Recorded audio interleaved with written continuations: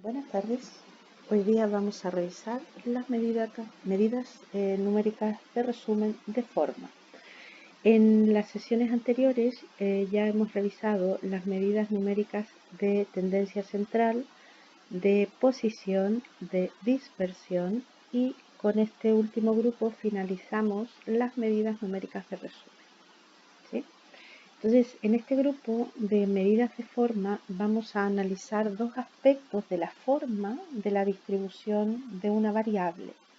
Una es su asimetría y la otra es la kurtosis. ¿Sí? Comenzaremos entonces con la asimetría. La asimetría es la característica que tiene una distribución de falta de simetría, es decir, no es normal. ¿Sí? Vamos a revisar un poco más adelante el contexto de la distribución normal. Técnicamente lo que tenemos es una medida, ¿verdad?, absoluta para medir la simetría, que es este indicador M3. Se calcula de esta manera. Nosotros normalmente no lo vamos a calcular a mano, sino que los distintos software que podemos utilizar nos lo proveerán, pero sí tenemos que aprender a interpretarlo muy bien. Entonces, aquí tenemos una regla de análisis para poder interpretar esta medida. Entonces, normalmente esta medida M3, ¿sí?, si toma valores muy cercanos a 0, ¿sí?, entonces quiere decir que esta distribución es simétrica, es decir, es una distribución normal.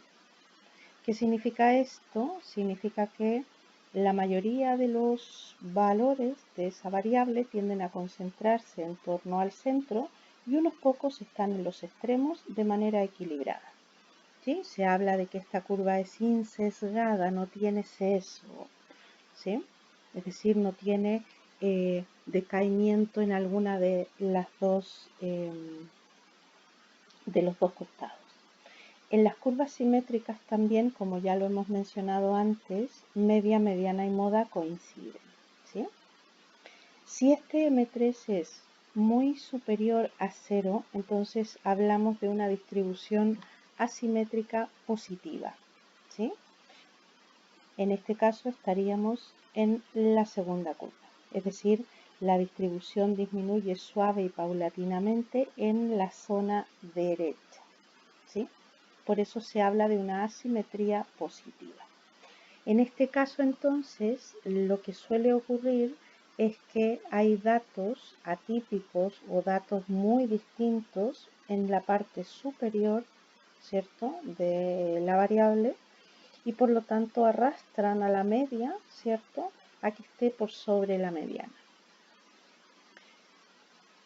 Por otro lado, si M3 es muy inferior a 0, entonces esta distribución se torna en una asimetría negativa, ¿sí?, o a la izquierda, que sería el tercer caso, ¿sí?, en el que en el lado izquierdo se produce esa disminución suave y paulatina y por eso se habla de asimetría negativa o sesgo negativo, ¿sí?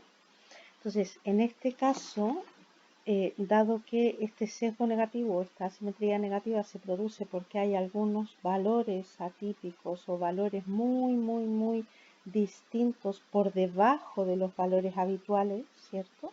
Entonces esto provoca que la media, ¿cierto?, se vaya por sobre la mediana, dado que como le afectan mucho los valores extremos, entonces cualquier dato muy lejano que sea, ¿cierto?, se va a llevar a la media muy por encima de la mediana. Bien, entonces de esa manera podemos diagnosticar la asimetría o simetría en una variable a través de una medida numérica de resumen. ¿Sí? Perfecto. Hay otra medida numérica de resumen que también se utiliza, que es G1, que es la que suelen tener la mayoría de los programas, que es el coeficiente de asimetría de Fisher, que tiene la particularidad que es un indicador relativo. Entonces no queda en las unidades, ¿verdad?, de la variable, sino que queda en términos porcentuales o relativos. Bien, algunas características de estas medidas de asimetría, ¿cierto? Sigue exactamente las mismas reglas de interpretación que la que hemos dado para M3, ¿cierto? Que es la que hemos dado recién. Es invariante si cambiamos o modificamos las escalas o el origen, G1 va a seguir siendo la misma. Y lo más importante es lo que comentábamos recién, como todas las medidas relativas no posee unidades y por lo tanto favorece el que se pueda interpretar más fácilmente. Bien, tenemos el ejemplo 23 que lo dejamos para que cada uno pueda hacer el cálculo al menos una vez para ver cómo funciona. Están las fórmulas allí. En definitiva, simplemente lo que tenemos que hacer es como una varianza, pero en vez de elevarla al cuadrado, la elevamos al cubo. ¿Sí? Bien. Entonces podemos hacer el ejemplo 23 y utilizar los datos para calcular M3, ¿cierto? S3 corresponde a la desviación típica al cubo, que ya la sabemos calcular, y así obtendríamos G1 y de paso M3 también para poder interpretar la asimetría de nuestra variable en estudio. La otra medida de forma que tenemos para las distribuciones es la kurtosis. La kurtosis conceptualmente es una forma de medir el apuntamiento que tienen las distribuciones normales, es decir, las distribuciones simétricas. ¿Sí? Entendemos que la forma, la función de probabilidad, ¿cierto? El modelo que sigue una distribución normal tiene esta forma matemática, esa es la función, donde mu y sigma corresponden a la media y a la desviación típica de la distribución. Y la forma es la que nosotros ya conocemos, ¿cierto? La curva de Gauss o la distribución normal. Entonces, esta forma lo que indica, ya lo hemos comentado antes, que la mayoría de los individuos tiende a estar en torno al centro, en el centro está el promedio, porque en estos casos media, mediana y moda coinciden. ¿Sí? Por lo tanto, si aquí está la mayoría, entonces unos poquitos están en los extremos. Y una regla, para que lo podamos más o menos visualizar, el teorema plantea lo siguiente: si nosotros nos vamos moviendo una vez con la desviación típica en torno al centro, vamos a ir dejando un porcentaje de valores, ¿sí? en ese rango. Entonces, si nos moviéramos una vez, más o menos una vez con la desviación típica, lo que tendríamos es aquí el 68% de los datos moviéndose dentro de este rango de valores. Si nos moviéramos dos veces la desviación típica, más o menos, en torno al promedio, aquí estaría el 95% de los datos. Y si nos moviéramos tres veces con la desviación típica en torno al promedio, entonces tendríamos el 99,7% de los datos. Por eso que cuando analizábamos en las medidas de dispersión, analizábamos la desviación típica, ¿cierto?, en torno al promedio de esa manera, es decir, la media más menos una vez la desviación típica, porque allí se encuentra la mayoría de los datos y aquí está la justificación, es decir, está medido, cuantificado a través del modelo normal que la media más o menos una vez su desviación típica concentra el 68% de los valores que toma la variable. Por lo tanto, podríamos hablar de la mayoría. Perfecto. Vamos entonces a mirar el significado de la kurtosis. El indicador de kurtosis o el coeficiente de apuntamiento que vamos a usar se llama G2. Se calcula de esta manera, ¿sí? Y su regla de interpretación es la siguiente.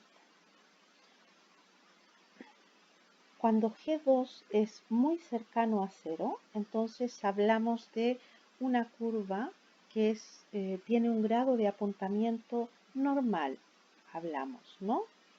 Que en este caso sería nuestra curva azul, que es como es la distribución normal o gaussiana, que es la que acabamos de comentar. Si este valor de G2 está muy por encima de 0, hablamos de una curva que es como la roja, es decir, tiene un grado de apuntamiento muy alto, es decir, es de kurtosis alta y por lo tanto al ser muy apuntada, la dispersión que hay en torno al centro es mucho menor que en el caso de la curva azul. A estas curvas se les llaman leptocúrticas porque tiene una kurtosis alta. Y por último tenemos aquel caso en el que G2 está muy por debajo de 0, como sería la curva verde, es decir, es mucho más aplanada, ¿cierto? Su apuntamiento es muy bajo, por eso está por debajo de 0, y se llaman distribuciones platicúrticas porque tienen la kurtosis muy baja. Entonces, el tener una kurtosis alta o baja trae consecuencias, dado que si este apuntamiento es muy alto, ¿cierto? La dispersión en torno al centro es baja, pero si la kurtosis es muy alta, ¿cierto? Perdón, muy baja, como la verde, entonces lo que tenemos es una dispersión muy alta en la base en torno al centro, ¿sí? Entonces es de utilidad conocer el grado de kurtosis de la distribución que estamos estudiando en el caso, insisto, que la distribución sea simétrica. Si las curvas o las distribuciones de las variables que estudiamos no son simétricas, no tiene ningún sentido estudiar la kurtosis. ¿De acuerdo? Al igual que en el caso anterior, G2 es invariante a los cambios de origen y de escala y al ser una medida relativa también no presenta unidades de medida. Por lo tanto, hacen muy fácil su interpretación. Por esa razón se suele utilizar G2 y G3 como medida de apuntamiento y en el caso de asimetría G1. ¿De acuerdo? Tenemos el ejemplo número 24 que se refiere otra vez a nuestro ejemplo 3 en el que por esta vez, por única vez seguramente pueden calcular el indicador de kurtosis, ¿sí? Para ver cómo funciona la fórmula. M4 es exactamente igual que M3 pero a la cuarta y S4 significa la desviación típica a la cuarta, ¿sí? Entonces podemos conseguir los valores, reemplazar y finalmente identificar el valor y poder interpretarlo, ¿sí?